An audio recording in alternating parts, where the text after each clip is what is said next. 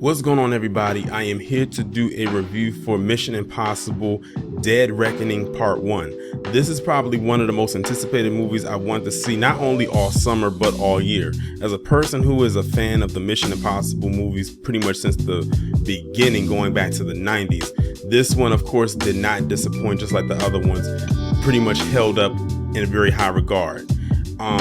This movie has literally been in like a circus roller coaster ride during production, mainly because of the filming during the pandemic. Then you heard that there were delays, and then Tom Cruise was going off on the crew because he was trying to meet these deadlines as a producer. You know, there's a lot of funds behind this, so you know when there's a lot of stuff going on and money involved, the more and more delays that you have and more obstacles, the more and more money you have to shell out, because the studios pretty much give you a budget. If you go beyond budget, then it's like now you got to shell out your own money.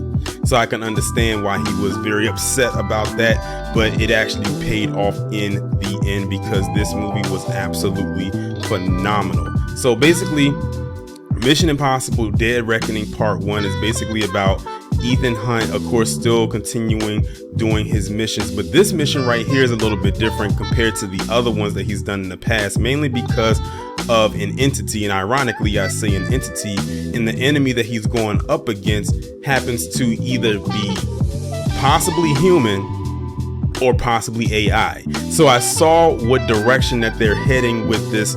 I don't know if they're gonna if this is something that they're just doing for this movie, or if this is something that they're doing going forward, especially since this is the first time a Mission Impossible movie has been split into two films, because they have Dead Reckoning coming out this year, and I believe they'll have Dead Reckoning Part 2 coming out next year, because I believe that they are currently filming Part 2 right now as we speak. So to have the enemy in this sequence, in this particular movie, be AI is something that is very interesting, considering all of Ethan Hunt's enemies have always been human. So basically this movie is almost like a cat and mouse type of game where they have to get this key. But the thing about it is the key is not just one key, it's two. And basically you need both of those keys conjoined together, and it unlocks this big giant superpower, but nobody knows what the superpower is because it's connected to something called the entity. And when you watch the movie, should you actually go and watch it, then you will see exactly what I mean when you start to see things that is like, wow, like I can't believe they actually went this direction. And the thing is, it could have been sloppy because a lot of people are starting to do the AI thing, or starting to put it into storylines and television and even in real life. But I like the direction that they are headed with this as far as it goes. It has me very intrigued to see how they'll pull this off. Now, the scary part about it is if other movies down the line try to go this route and it ends up not playing off the way that this one played off in this instance. Without the shadow of a doubt, the best part of this movie, of course, you know, being Tom Cruise. It's crazy to believe this man is like 60 years old. He doesn't look 60, number one. And he's still maneuvering in a way that a person would if they were in their 30s. I've always said, based on these Mission Impossible movies, especially the ones that have come out in the last few years, with the way of how athletic Tom Cruise is, if he was not a Hollywood actor, he would have a damn good career as either a track star, a track coach, or a Hollywood stuntman, because he fits all of those to a T. And of course, you know, in true Mission Impossible fashion, Tom Cruise is running his ass off. I think he ran more in this movie though than he did in previous movies, because I think he had about 5 scenes where he was running, and you know, at top speed, maybe even 6. I lost count because there was quite a few of them that were there where he was running. But like I said, the action sequences with him were definitely very, very phenomenal. Like, I mean, I don't expect anything less from Tom Cruise when it comes to these movies. These movies are practically his franchise, so he's always going to have to make sure that he's on par, especially since he's the leader or the lead actor of this franchise. Of course, also in this movie, they bring back his crew. They're still, of course, continuing to help him.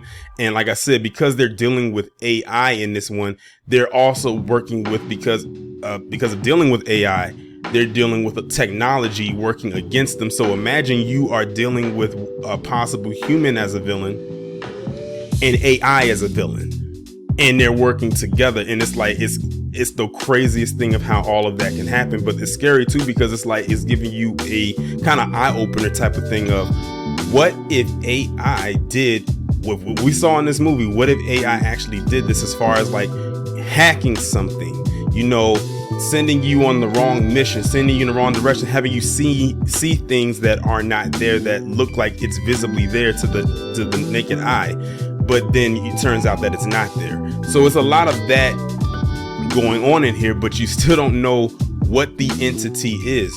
You do not know what's going to be unlocked when, you know, the key finally gets to where it needs to actually be. Or like, what's the name of this thing? Is it just called the entity, or does it have an actual name? And what should they actually get the key to where it needs to be? When they do unlock it, if they unlock it, what will they find? Is it going to be like unlocking Pandora's box? That's the scary part about it as well. It's like one big mystery, it's one big giant question mark behind it. The sound in this movie was so good. I actually was able to see it early because the movie comes out on Wednesday, and I saw it in a Dolby theater, and the sound was absolutely phenomenal. It was this one scene in the movie, like towards the beginning, where they're fighting against a sandstorm. I said, up another sandstorm, kind of reminds me of Ghost Protocol, and how they were able to mix the sound of what a sandstorm would sound like, plus throw in little subtle notes, like music notes in there, layered underneath the sound of the sand. And the sandstorm was actually done and blended so perfectly to the point where I forgot for a second that there was music playing underneath the sound of the sandstorm, because it was blended so well and how they were actually doing. It wasn't even like heavy music playing, but there were like little chords and notes that were in there that were playing underneath the layering of the sound of the sand. So the sound was very good. And because I was in a Dolby theater during that whole sandstorm sequence, the floor was vibrating literally underneath my feet. Like I could literally feel my feet shaking and vibrating from the sound just in that one scene alone. So I liked how they actually pulled that off. One of my favorite scenes in the entire movie was definitely this car chase sequence that happened in Venice. It was a lot of on-location sequence shots. A lot of this was practical effects, which I love. A lot of the driving stuff was actually done by Tom Cruise himself. Like, I'm telling you, the man is like the Evel Knievel of freaking Hollywood. But the car chase sequence, that whole sequence probably was a good 20 minutes long, and it was 20 minutes worth of non-stop movement, adrenaline. Like, it was, that whole sequence literally almost had my heart about to beat at my chest, because I felt like I was in that moment. You know what? There should be some theme parks out there that should try to look into getting that sequence as an attraction in a theme park, because that would make a damn good ride. If y'all watch the movie, it's the sequence where he's driving around in like two different cars.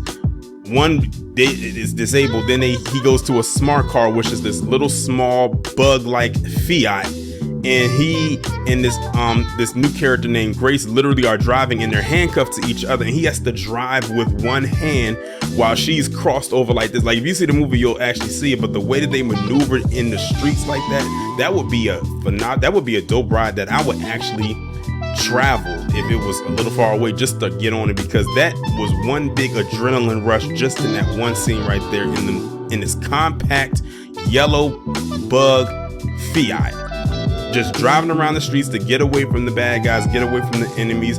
Guns is firing all over the place. It's madness and chaos. People are coming after them, they're going after other people. They're trying to keep this key away from everybody. It's just a lot going on just in that one scene. Probably one of the best action sequences I've seen in a movie in a very long time, that did not rely heavy on visual effects or special effects. It was all pretty much practical.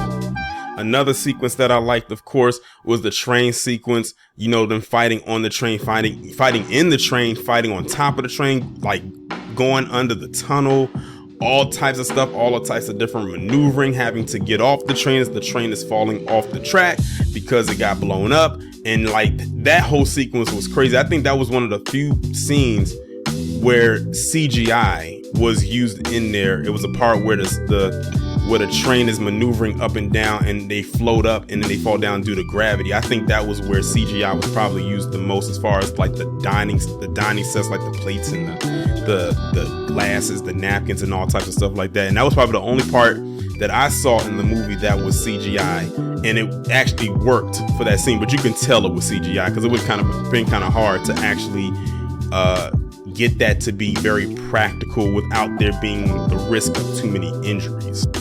One thing I forgot to mention was the intro. The intro to this movie was really good too, and it was a long intro. Like, you never expect an intro to a movie before the title card comes up that is going to be that long. I'm telling y'all right now, the intro to this movie before they start the opening credits, like the name of the movie, who's in the movie, was probably almost half an hour long. Like, you know what, I'm probably exaggerating.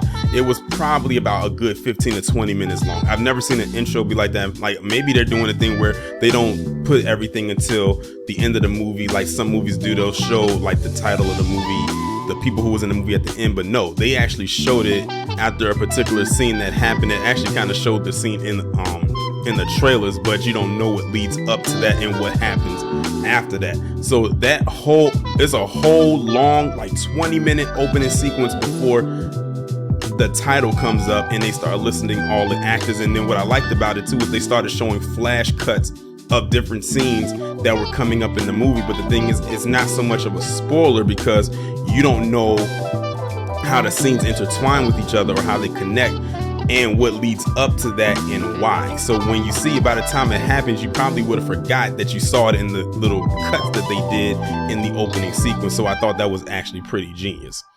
The directing, no words.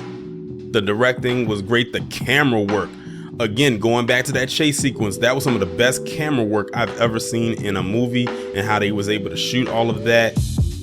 I can tell they probably used a lot of drone shots, especially that one where Tom Cruise takes his bike and goes off the edge, which he really did do that. Like, he actually did that with no wiring, and he pulled that cord himself. I'm telling y'all, if this man was not an actor, he would have been a damn good stuntman, because this guy puts his life on the line. But you know, we're not surprised, because this is the same guy who in one previous Mission Impossible movies was hanging off the side of a plane in the air. I'm sure many of y'all already know exactly what I'm talking about. People was like, oh my God, this guy is insane. And yes, he is insane, but he puts himself through it to get the job done. He's like, no, I gotta do this. I don't need all these like a stuntman to be in place of me. I'm going to handle this myself. And that's exactly what it did. And we commend him for doing it. I don't think possibly would never do that.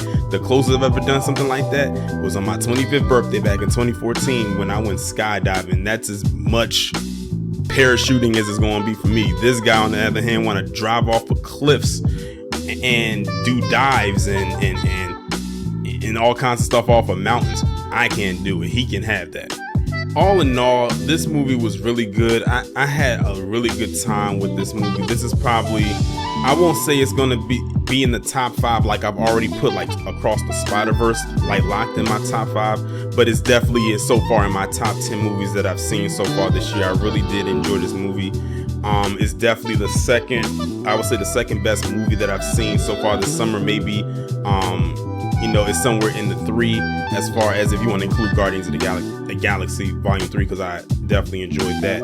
But I really did enjoy this. Hopefully this restores the summer box office of, I guess you could say, slums that they're in, because I don't know what it is about summer 2023 with some of their movies, but it's been flop after flop after flop, between The Flash, this new Indiana Jones movie, and some others, minus